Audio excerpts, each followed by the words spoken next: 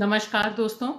आज हम Facebook live कर रहे हैं अनहद की मदद से। ख़ास तौर से शबनम का मैं शुक्रिया अदा करना चाहूँगी कि उन्होंने आज इस दौर में मीडिया की भूमिका जो है, प्रेजेंट सिचुएशन जो है, मौजूदा जो हालात हैं उसमें जो मीडिया जो भूमिका अदा कर रहा है, जो भूमिका अदा करनी चाहिए, इस पर एक सेमिनार रखा है। कोरोना की वजह से हम सब लोग एक साथ बैठने की स्थिति में नहीं हैं, लेकिन ये बहुत अच्छा है कि विचारों का आदान प्रदान इस तरह से हम कर पा रहे हैं। यहाँ सबसे पहले जो मैं कहना चाहूँगी कि आज सुबह से हम सुन रहे हैं, हमने निरंजन को सुना, हमने सीमा मुस्तफ़ा का सुना, अभी हरतोष को सुना, और इन लोगों ने बहुत विस्तार से बताया कि आज के दौर में जो मीडिया है वह ऐसा क्यों है, किस लिए इस तरह से मीडिया अपनी भूमिका अदा कर रहा है, क्या उसके पीछे सोच है। मैं यहाँ बिल्कुल दूसरे सिरे से बात अपनी शुरू करना चाहूँगी। हमें आज के दौर में भी दिखाई दे रहा है कि मीडिया में बहुत से साथी ऐसे हैं जो कोरोना का संकट हो, जो नफरत के वायरस का संकट हो, जो मीडिया पे हमले का संकट है, सबको झेलते हुए बहुत मजबूती से मीडिया को जिंदा रखने के लिए अभी भी मैदान में लगे हुए हैं। मैं उन सबको, सारे साथियों को सलाम करते हुए अपनी बात शुरू करूंगी। सबसे पहले सिद्धार्थ वरदराजन का जिक्र करना चाहूंगी यहाँ पर मैं, जो वायर के संस्थापक, फाउंडिंग एडिटर में से हैं। और जैसा कि हम सबको मालूम है कि उनके खिलाफ उत्तर प्रदेश की सरकार ने एफआईआर की। एफआईआर किस मसले पर की, किस तरह से की, किस तरह से लॉकडाउन के बावजूद सैकड़ों किलोमीटर चल के उनके घर पर पुलिस पहुंचती है, उन्हें नोटिस देती है। ये सारी चीजें एक बात बहुत साफ बता रही हैं कि मीडिया में जो लोग सही ढंग से काम करना चाहते हैं, जो मीडिया की जो भूमिका है उसे रिप्रेजेंट कर रहे हैं, उस पर बातचीत करना चाहते हैं, उन पर हमले बहुत तेज हुए हैं। सिद्धार्थ वरदराजन वायर पर जो उन्होंने लिखा वो हम सबकी नोटिस में है। वो उत्तर प्रदेश की सरकार, योगी आदित्यनाथ जब जाते हैं जनता कर्फ्यू के बाद, जिस तरह से लॉकडाउन जब अनाउंस होता है उसके 4-5 घंटे बाद अयोध्या पहुंचते हैं और वहां पर मूर्ति की स्थापना करते हैं। ये कोई छुपी हुई बात नहीं है, ये सबको जानकारी में है। लेकिन इस पर लिखने, इस पे क्रिटिकल डिसेंट की आवाज को सामने रखने का काम जब सिद्धार्थ अपने लेख में करते हैं तो उसे दूसरे ढंग से पेश करके उनके खिलाफ उन्हें निशाना लिया जाता है। इससे कम से कम एक बात साफ है कि जब मीडिया का एक बहुत बड़ा हिस्सा बिल्कुल दूसरे ढंग की रिपोर्टिंग कर रहा है, जिसपे सुबह से साथी बात कर रहे हैं, आप सब देख रहे हैं टीवी चैनलों पर भी, उसमें ऐसे लोग भी हैं जो मीडिया को बचाने की कोशिश, क्रेडिबिलिटी को बचाने की कोशिश पूरी जोर शोर से कर रहे हैं। और एक बहुत दिलचस्प बात मुझे लगी कि जैसे ही कल प्रधानमंत्री नरेंद्र मोदी ने यह रिक्वेस्ट की अपने भाषण में, देश के नाम जो संबोधन उन्होंने किया, कि तमाम लोगों को कोशिश करनी चाहिए कि नौकरियों से ना निकाला जाए। जिन लोग आपके साथ काम कर रहे हैं आप उनकी नौकरी को सुरक्षित रखें। तो मुझे तुरंत लगा कि देखिए क्या विडंबना है, जो दिखाने वाले टीवी चैनल हैं, जो खबर छापने वाले अखबार हैं, वे सारे इस खबर को दिखा रहे हैं। वो 7 वचन की बात जो कर रहे हैं वो सब कुछ दिखाई जा रही है, हाईलाइट किया जा रहा है, लेकिन खुद उसे वे लागू नहीं करते। इस समय, जिस समय मैं आपसे बात कर रही हूं, उस समय तमाम मीडिया घरानों में जबरदस्त छटनी का दौर चल रहा है। लोगों को नोटिस जा रही है, टाइम्स ऑफ इंडिया से लेकर तमाम अखबार, टीवी चैनल, हर जगह। अगर आप अपने आसपास नजर दौड़ाइए तो आपको पता चलेगा कितने लोगों की छटनी यही मीडिया घराने, जो बाकी तमाम चीजों पे वाहवाही कर रहे हैं, सरकार की तमाम निर्देश पालन करने के लिए लोगों से बोल रहे हैं, ये जो मालिक हैं ये 21 दिन के लॉकडाउन को झेल नहीं पा रहे हैं। और वे चाह रहे हैं कि तमाम गरीब, दिहाड़ी मजदूर, बेघर, सड़क पे रहने वाले लोग लॉकडाउन को वैसे ही फॉलो करें और कोई और लोग उनको चैरिटी पर दिखाएं, उनसे बातचीत करें। ये बहुत चिंताजनक बात है दोस्तों। हम बतौर मीडिया कर्मी मीडिया की जो स्थिति है उस पे बात बहुत कम करते हैं। किन स्थितियों में मीडिया कर्मी काम कर रहे हैं इस पे बात बहुत कम करते हैं। हमारे बगल के साथी को नौकरी से निकाल दिया जाता है, लोग ट्वीट कर रहे हैं, 30-30 साल से नौकरी कर रहे हैं वो लोग, और अचानक एक मेल के जरिए उन्हें सूचना मिलती है कि उनकी नौकरी खत्म हो गई। और वहीं दूसरी तरफ आप देखिए जो पूरा नजारा हमें दिखाई दे रहा है, जिस पे तमाम और लोगों ने भी बात की। मैं 2-3 चीजों पे अपना ध्यान रखना चाहूंगी और आपसे भी चाहूंगी कि इस पे हम अगर बात कर सकें। आखिर मीडिया किंग के खिलाफ या किंग के पक्ष में बात कर रहा है? आजकल जब से कोरोना का संकट, कोरोना सुनामी देश में है, तब से बहुत सी चीजें एक साथ घटित हुई हैं। मध्यम वर्ग बहुत पावरफुल हुआ है, मिडिल क्लास जिसमें हम और आप आते हैं, बड़ा सेक्शन आता है 20 से 30% के करीब आबादी का। आप देखेंगे कि एक पॉजिटिव वेव चलाने की कोशिश हो रही है। यह पॉजिटिव वेव सिर्फ थाली बजाने के वजह से नहीं है, या सिर्फ 9 दिया जलाने या बाहर मशाले जलाने या पटाखे जलाने की वजह से नहीं है। ये पॉजिटिव वेव इस तरह से क्रिएट की गई है, इस तरह से इसको पूरी तरह फैलाया गया है, और इसको फैलाने का काम मीडिया ने किया है, जिससे यह लगता है कि इस लॉकडाउन की वजह से जो लोग परेशान हैं, जो देश की 70% आबादी है जो संकट में फंसी हुई है, उसके बारे में हम संवेदनशील ढंग से सोचना बंद कर दें। हम सोचे ही नहीं। मैं दिल्ली में रहती हूं। दिल्ली में जब लॉकडाउन के समय हजारों की संख्या में मजदूर सड़क पर उतरे, जिस तरह का नजारा कल आपने देखा कि मुंबई में हुआ, वहां लोग जो माइग्रेंट वर्कर्स हैं वो उतरे। इससे पहले सूरत में हमने देखा, सूरत में लोग सामने आए। आप देखिए कि जो हमारा मीडिया है वो किस तरह की खबरें देता है। वह बताता है कि ये तमाम लोग बिल्कुल ही अपॉर्चुनिस्ट हैं, किसी भी तरह से कोरोना से हमें मारने की कोशिश कर रहे हैं। हमें, यानी उनका देश अलग है और हमारा देश अलग है। इस तरह की तमाम खबरें मीडिया के एक अच्छे खासे हिस्से में हैं। लेकिन वहीं दूसरी तरफ मीडिया कर्मियों ने वहां जाकर उनके हाल लिए, उनकी रिपोर्टिंग की, उनसे बातचीत की, कोशिश की कि एक तस्वीर, उनका दुख दर्द सामने आए।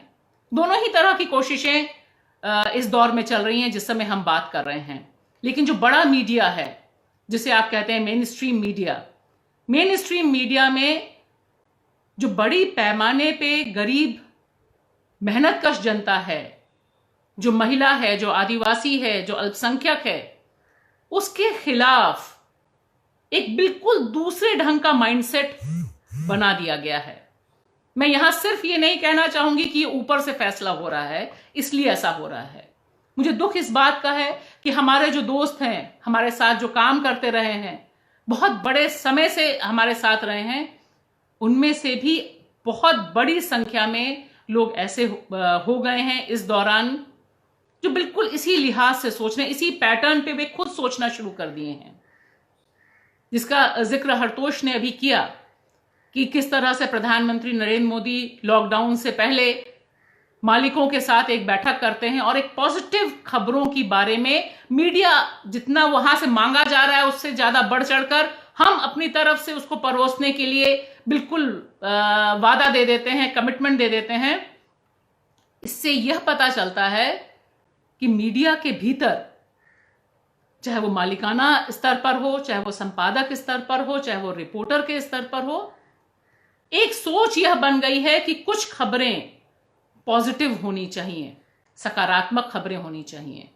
सकारात्मक खबरें वो खबरें नहीं है कि जब प्रवासी मजदूर सड़क पे जा रहे हैं और रिपोर्टर अपनी कोशिश करके रिपोर्ट करके उनके लिए बुनियादी सुविधाएं पेश कर देता है, मुहैया कराने की कोशिश करता है, जिसे हम पहले कहते थे कि इम्पैक्ट होता है। ये वहां पॉजिटिव खबरें नहीं हैं। यहां पॉजिटिव खबरें इस तरह से आती हैं, आपको दिखाई देता होगा अपने टीवी चैनलों पर, कि लगातार लोग बताने की कोशिश करते हैं कि आसमान कितना नीला हो गया, चिड़ियों की आवाज आ रही है, नदी साफ हो गई, दिल्ली में यमुना कभी इतनी साफ नहीं हुई थी। और ऐसे तमाम लोग ये भूल जाते हैं कि इस लॉकडाउन की वजह से लाखों लाख लोग बेरोजगार हुए हैं, बेघर हैं, उनके पास खाने के लिए नहीं है। इस चिलचिलाती गर्मी में वे सड़क पर पानी और बुनियादी सुविधाओं के लिए महरूम हो रहे हैं। वो रिपोर्ट का फोकस नहीं रह पाता, क्योंकि रहना नहीं है, क्योंकि हम मान के चलते हैं कि ये लोग हमारे फोकस में नहीं रहेंगे।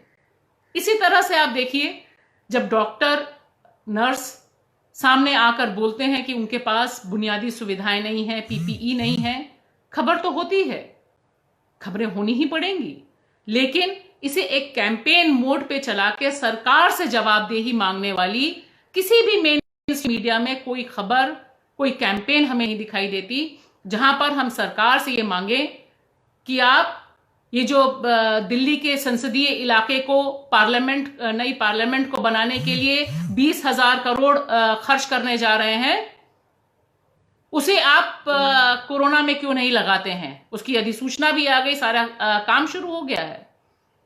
15,000 करोड़ कोरोना के बारे में बात होती है और वहां पर 20,000 करोड़। ये जो एक भूमिका मीडिया की होनी चाहिए थी, वह मीडिया की भूमिका बिल्कुल नहीं दिखाई देती हमको। मैं यहां कहना चाहती हूं कि बहुत सी खबरें हैं जो होनी चाहिए थी, जो हो सकती हैं। आज की तारीख में भी आप देखिए, जहां पर भी हम और आप हैं, वहां जो सफाई कर्मचारी हैं, जिन अस्पतालों में कोविड के लोग हैं, वहां पे जो लोग साफ कर रहे हैं, जो लोग काम कर रहे हैं, जो नर्सें हैं हमारी, उनके बारे में हम कितना कम जानते हैं, कितनी कम खबरें करते हैं। खबरें करना ही नहीं चाहते। पहले भी हम नहीं करना चाहते थे और अब तो बिल्कुल ही नहीं करना चाहते हैं, क्योंकि इससे एक पॉजिटिव एनवायरनमेंट जो बिल्डअप होना चाहिए था, जो थाली बजा के एनवायरनमेंट होता है, या यह दिखाकर होता है कि प्रधानमंत्री ने अपने संबोधन के समय कितनी बार हाथ जोड़ा।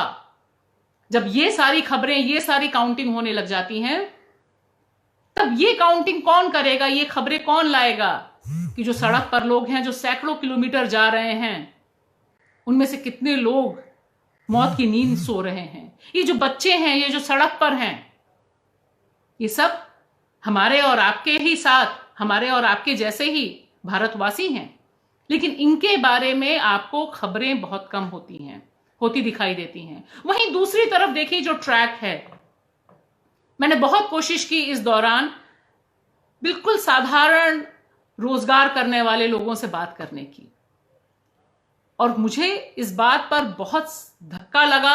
हालांकि इस बात का अंदेशा था कि उन तक वो जो दुष्प्रचार हमारा मीडिया पहुंचा रहा है, जो फेक न्यूज पहुंचाई जा रही है, खासतौर से तबलीगी जमात, जो एक वरदान के तौर पर इस सरकार को मिला कि सारा का सारा क्रेडिट, सारी की सारी चीजें उन्हीं के कंधों पे सौंप दी जाए, और उससे पहले कुछ भी नहीं था, इसके बाद ही सब कुछ है। जो दोषी है उसे पकड़ा जाना चाहिए, इस पे किसी को दो राय नहीं है। लेकिन आप देखिए कि सारी की सारी भ्रामक खबरें, जो तबलीगी जमात के लोग पकड़े गए, उन्होंने किस तरह से दुर्व्यवहार किया, किस तरह से उन्होंने मांसाहार की बात की, मदरसा हॉटस्पॉट राहुल कंवल चलाते हैं, ये सारी चीजें आप अगर एक लकीर में आप डाल के देखें तो आपको लगेगा कि बिल्कुल सुनियोजित ढंग से मीडिया का यह खेमा कोरोना के संकट के समय नफरत फैलाने की पूरी कोशिश करता हुआ दिखाई देता है, और इसका असर बहुत जबरदस्त पड़ा है। सबसे बड़ा संकट और सबसे बड़ी चुनौती आज भारत के लिए यह है कि ये जो हमने नफरत नीचे तक बोई है, इसे हम कैसे ठीक कर सकते हैं। मीडिया क्या इस तरह की खबरें दिखाता है? मैंने तो अपनी इतने साल के जर्नलिस्टिक कैरियर में पहली बार देखा कि पुलिस, चाहे वो उत्तर प्रदेश की पुलिस हो, चाहे वो महाराष्ट्र की पुलिस हो, या बाकी जगहों की पुलिस हो, नोएडा की पुलिस हो, वे मीडिया से कह रहे हैं, हाथ जोड़ के निवेदन कर रहे हैं कि आप भ्रामक खबरें फैलाना बंद करिए। तबलीगी जमात के बारे में आपने ये जो खबरें प्रसारित की, यह सरासर गलत थी। कहीं कोई दुर्व्यवहार नहीं हुआ, किसी ने मांसाहार के लिए जोर जबरदस्ती नहीं की, किसी ने किसी पे थूका नहीं। लेकिन ये जो सारे ट्वीट हो रहे हैं पुलिस की तरफ से कम उससे एक बात तो साफ होती है कि प्रशासन जितना, या सत्ता, प्रशासन तो ना कहिए, सत्ता जितनी नफरत फैलाना चाहती थी, मीडिया उससे आगे बढ़कर 4 गुना ज्यादा, जिसे कहते हैं कि बिल्कुल साष्टांग प्रणाम करके 10 कदम और आगे बढ़कर मीडिया के ये जो घराने हैं ये नफरत फैलाने लग गए। मीडिया पर एफआईआर तक की बात हुई, कुछ लोगों पर एफआईआर तक की बात हुई, चाहे वो अंजना ओम कश्यप हो, चाहे रजत शर्मा हो, सारे लोगों के ऊपर, जी टीवी के, जी न्यूज के सुधीर चौधरी हो, इन सब पे यहां तक मामला पहुंचा कि आपने इतनी नफरत फैला दी है कि अब उस नफरत को कायम रखना, उसके बाद कानून व्यवस्था को कायम रख पाना बहुत मुश्किल है। ऐसे हालात में जब मीडिया पहुंचा हुआ है, तब मुझे लगता है कि मीडिया की जो स्थिति है, मीडिया किस तरह से देश को बिल्कुल गहरे संकट में ले जाने के लिए मीडिया का यह जो खेमा है, यह बिल्कुल उतारू उतारू दिखाई देता है और इसे कहीं से भी शर्म नहीं है।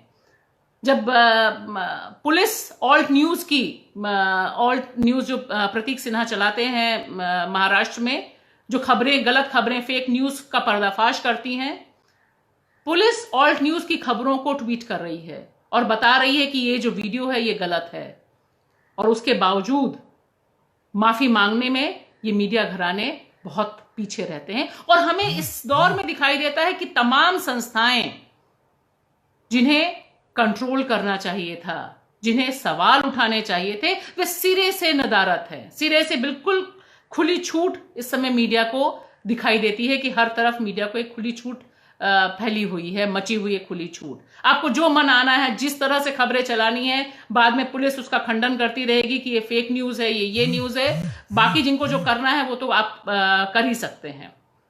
ये जो एक दौर है, इसमें मीडिया के ऐसे कर्मी या ऐसे जो घराने हैं जिन्हें आप और हम मान के चलते हैं कि उनकी पहुंच बहुत छोटी है, बहुत ज्यादा पहुंच नहीं है, वे बहुत साहसिक काम करते हुए हमें दिखाई देते हैं।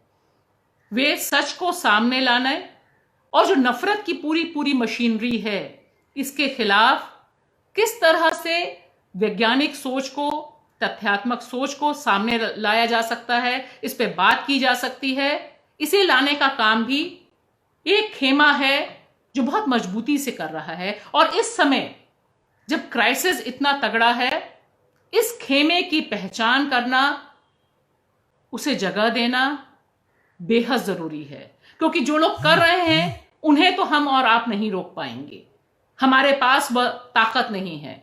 वे क्यों कर रहे हैं यह समझना, और मुझे लगता है कि इस दौर में बहुत लोगों को समझ भी आ रहा है।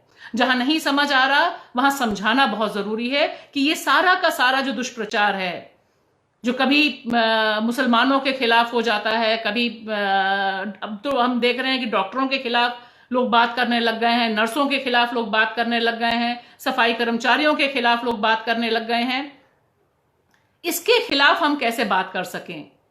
और जो इस तरह का एक जहर फैलाया जा रहा है, कल गुजरात से भी एक वीडियो आया, 1-2 दिन पुराना होगा शायद, जिसमें बाकायदा सोसाइटी में लोग खड़े होकर ये बोल रहे हैं कि हमें मुसलमानों से कुछ खरीदना नहीं है, हमें कुछ भी उनसे लेना नहीं है, उनका बायकॉट करना है। तो ये जो एक आरएसएस की सोची समझी रणनीति का प्रचार प्रसार मीडिया के एक बड़े खेमे से, जिसका बहुत बड़ा इस्तेमाल सोशल मीडिया के जरिए किया जा रहा है, मुझे लगता है कि जिस समय हम यहां पर बैठे हुए हैं, हमें इसे समझना, और वहीं दूसरी तरफ जो सही खबरें हैं, जो सच है आज के दौर का, उसे सामने लाना, लोगों तक पहुंचाना इस दौर की सबसे बड़ी चुनौती है। इसमें कहीं से ऐसा कुछ नहीं होगा कि कोई बाहर से आएगा, कोई बड़े घराने का हृदय परिवर्तन होगा, दिल बदलेगा, क्योंकि यहां पर बिजनेस इंटरेस्ट बहुत साफ है, बिजनेस इंटरेस्ट कहीं से छुपे हुए नहीं है। और जिस तरह से हमें दिखाई दे रहा है, जिस पे तमाम और लोगों ने भी बातचीत की, कि कमान बिल्कुल ऊपर से है, किस समय हमें किस तरह की खबरें दिखानी है, किन लोगों को नहीं दिखाना है, किस तबके के खिलाफ नफरत फैलानी है। तो इसमें एक जो ब्रिगेड है वो तो बहुत मजबूती से और पूरी की पूरी बेशर्मी से लगी हुई है। इस ब्रिगेड को न मीडिया कर्मियों की चिंता है, इस ब्रिगेड को ना तो उन लोगों की चिंता है जो लोग बड़ी मुश्किल से जिंदा रह रहे हैं। आप देखिए लॉकडाउन के बारे में जिस तरह की खबरें हैं, लॉकडाउन होना चाहिए, लॉकडाउन बढ़ना चाहिए, इसके लिए पूरा का पूरा एक माहौल बनाया गया। लेकिन इस लॉकडाउन में उन लोगों के लिए क्या किया जाएगा, क्या किया जाना चाहिए?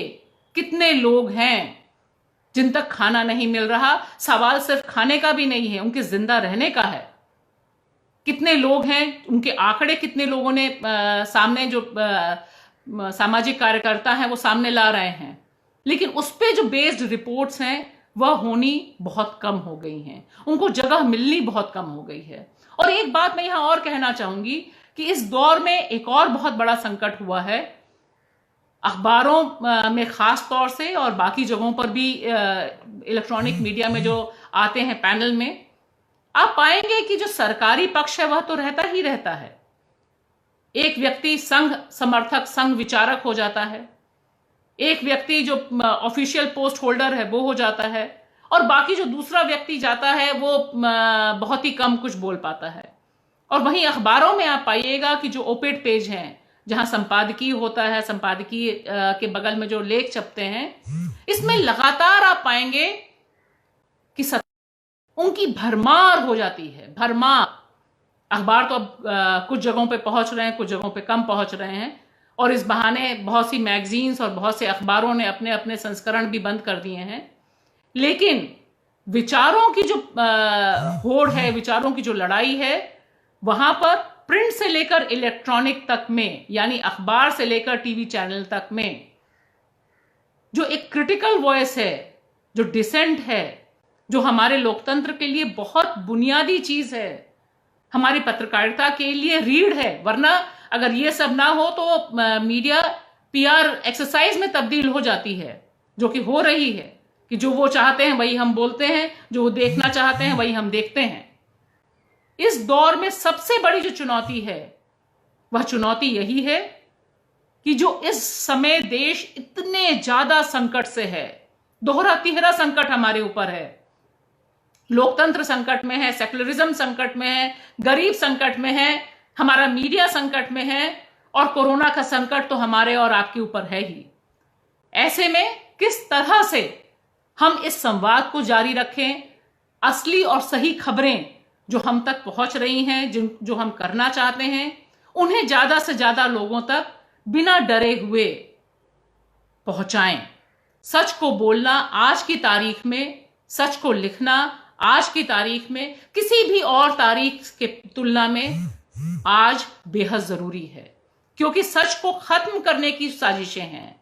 दूसरे ढंग का एक झूठ पूरी तरह से प्रचारित और प्रसारित किया जा रहा है, और मुश्किल है कि हमारा परसेप्शन, जो हमारी अवधारणा है, हम पे इतना झूठ फेंका जाता है, इतना झूठ फेंका जाता है, व्हाट्सएप, टिकटॉक, हर जगह से, टीवी चैनलों से 24 घंटे नफरत का व्यापार 24 घंटे चलता रहता है, कि अगर हमने इसके खिलाफ सच के पक्ष में अपनी आवाज उठानी बंद कर दी तो शायद हमारा और आपका एक सभ्य समाज के तौर पर, एक नागरिक के तौर पर जिंदा रहना मुश्किल हो जाएगा। तो मुझे लगता है कि मीडिया के सामने जो चुनौतियां हैं वो बहुत गहरी हैं। मीडिया के सामने वही चुनौतियां हैं जो लोकतंत्र के सामने चुनौतियां हैं, और इस चुनौती को हमें स्वीकार करना बहुत जरूरी है। और तमाम विपरीत परिस्थितियों में, चाहे सच कितना ही कड़वा क्यों ना हो, सच बोलने की कितनी भी कीमत क्यों ना चुकानी पड़े, मुझे लगता है कि आज के दौर में हमें सच बोलना बहुत जरूरी है, और सच को जितना भी संभव हो दूसरे लोगों तक पहुंचाना बहुत जरूरी है। और कम से कम ऐसे समय देश की जो बहुसंख्य आबादी संकट में है, उसके संकट के साथ खड़ा होना बतौर भारतीय नागरिक, मुझे लगता है कि हमारी बुनियादी जिम्मेदारी है। बतौर मीडिया कर्मी भी हमारी बुनियादी जिम्मेदारी है कि जो बिल्कुल हाशिए पे लोग हैं, उनके दुख दर्द से हम अपने को जोड़ें, रिप्रेजेंट करें, लिखें, पढ़ें, और ज्यादा से ज्यादा बोलें सच को। शुक्रिया।